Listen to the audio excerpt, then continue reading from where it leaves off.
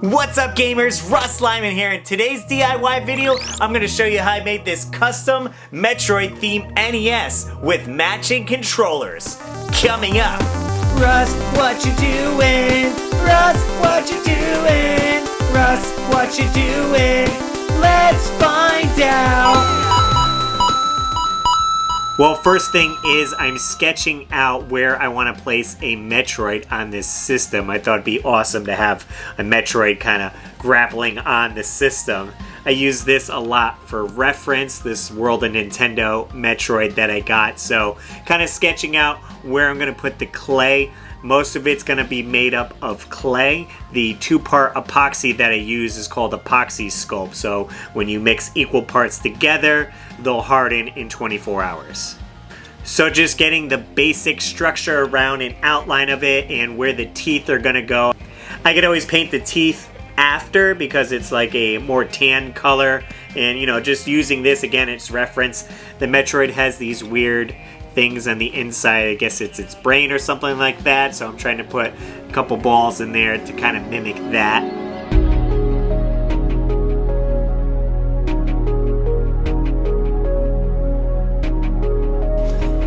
Alright, here's the NES. Everything's nice and hard. Here's my Metroid and my other Metroid, so I'm kind of using this as a reference here with the teeth in the innards as kind of a I got this spice berry red for an acrylic paint and also a tan for the teeth here. And I'm going to be trying to use some of this glow-in-the-dark paint as a bottom base coat on the bottom part here. So maybe it'll give it some glow.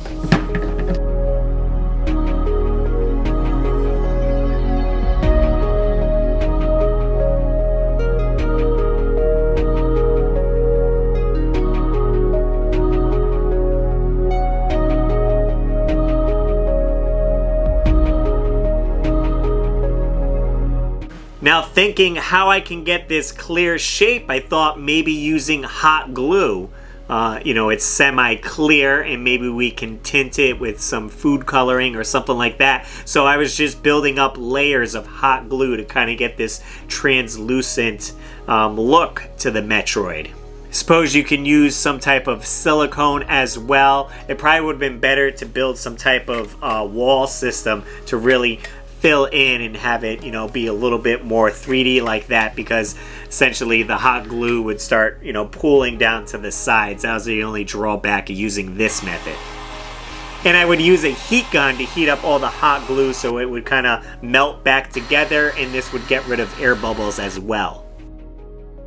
Again, using a little bit of food coloring and some paint so you get that green tint that the Metroid has. For the rest of the NES, the paint scheme I'm kind of going for is this rocky texture that might be on Planet Zebes or something like that. And as I go forward with the paint job, you know, I'm dirtying it up and making it look worn and gritty. Okay, so I didn't really prep the base part much, so I'm going to sand that down a little bit.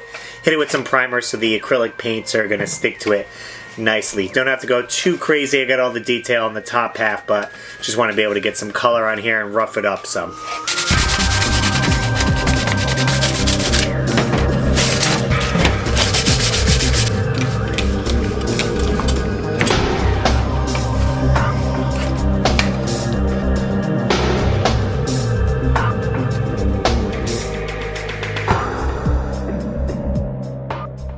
And then I kind of wanted to mimic some of the more structures around the planet, going with these bronzes and metallic colors.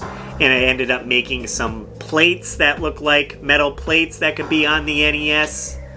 Alright, so I have currently a couple washes on the NES system here. It kind of has this orange tint to it. And when I say wash, it's basically I'm taking some paint and putting it in some water and diluting it so it just kind of glazes over, washes it, and I'm kind of layering it on. I'm not too happy with the orange. I think I'm going to add some green and browns. I'm kind of picking certain parts that I think are metal with the buttons, using bronze and silver, stuff like that, like up on here, kind of like the bronze, and anything where you're gonna plug stuff in. I'm kind of doing the metal and stuff around that. But let's add some more washes, see what we like. You kind of have to play with it and see what catches your eye.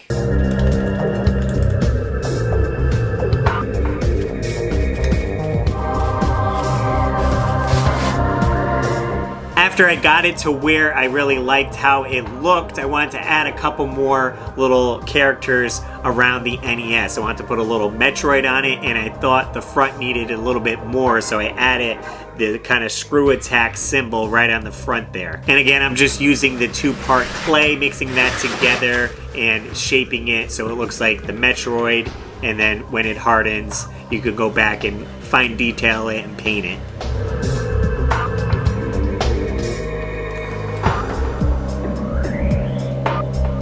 And then I ended up getting my Dremel tool out and using a very fine like sanding disc on the Dremel tool so I can carve out the client's name was Joe. So I wanted to put Joe in like this plaque, and I thought that would be really cool.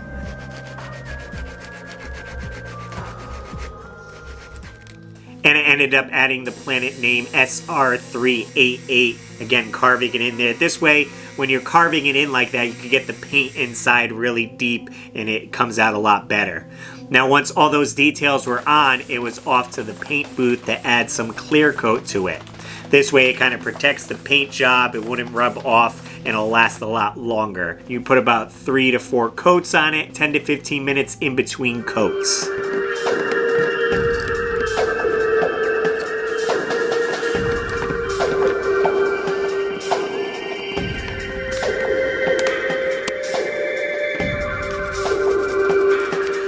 Okay, so I got my 2 front of my controllers all cleaned up, got all that goo off there using the Goo Gone and a little bit of my rubbing alcohol and water solution. Now you could just take this to paint as is if you want a clean looking controller, but I like to dirty mine up, have some grime and grits, and get some markings in there so after I paint it, when I put like a black wash on it, it has something to seep into, some like scratches, and you know, hit it with some sandpaper, or you know, get the X-Acto knife and give it just some scratches like that. Just adds character to it, and it's what I like to do basically. So let's get to that. So here's the controller with some of the scratches on it and just little nicks and dents on there that'll show up nice when I do the black wash on it. Alright, we're in the paint booth. I got my controllers set up here, and I'm going to be using some RussLyman paint. This is a paint and primer together, so you don't have to prime it. We got some purple and some yellow gloss, so it's light coats. Usually I do 3 coats, about 15 minutes in between coats. Let's get to it.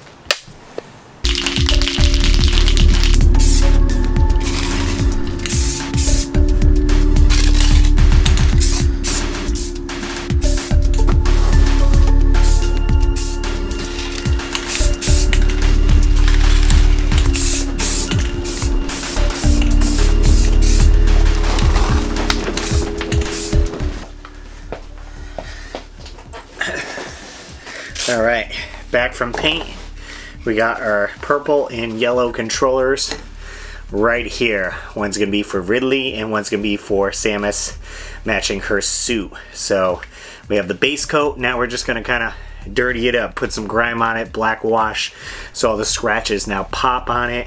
Some accent colors, I'll probably be using orange and some greens on this as well, and not too much on Ridley's here. I guess maybe some grays, some reds, we'll see. Let's get to it.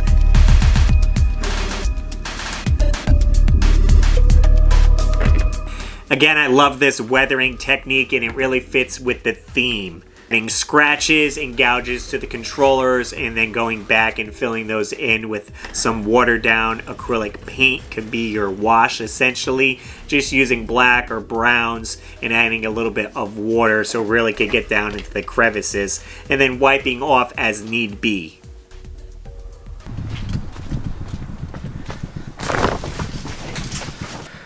Alright, we're out in the paint booth. Just going to add some clear coat to it. I'm using my favorite Rust-Oleum Crystal Clear. It's going to be 2 to 3 coats, 15 minutes in between each coat. Remember, light coats, you don't want it to run. This is the last stage, so you don't want to mess up here. Let's get to it.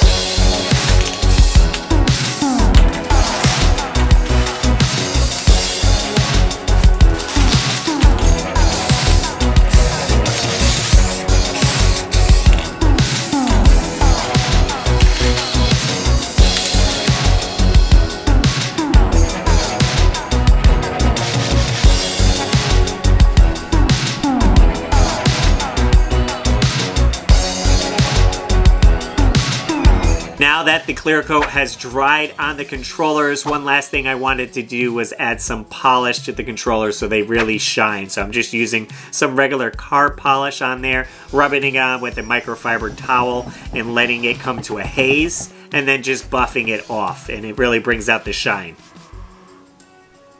Now that that was done, I can add the awesome decals. Now shout out to my buddy Art O'Cube on Instagram and eBay. He actually designs and makes the vinyl overlays for the controllers.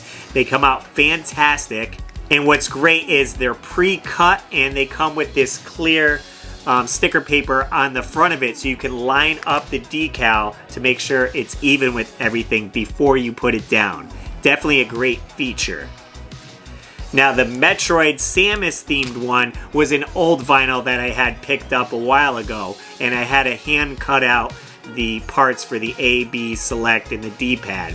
So I can't get as exact as Art O'Cube's vinyls, but you get pretty close. I just made sure to have a sharp X-Acto knife and took my time. Again, the only downside, it doesn't have the clear paper over it, so when I'm trying to line it up, I just have to be careful. As long as you don't press down too hard, you're able to lift the vinyl back up and then smooth it out. This way you don't have any bubbles, and it's always from the middle to the outer side to get rid of those bubbles.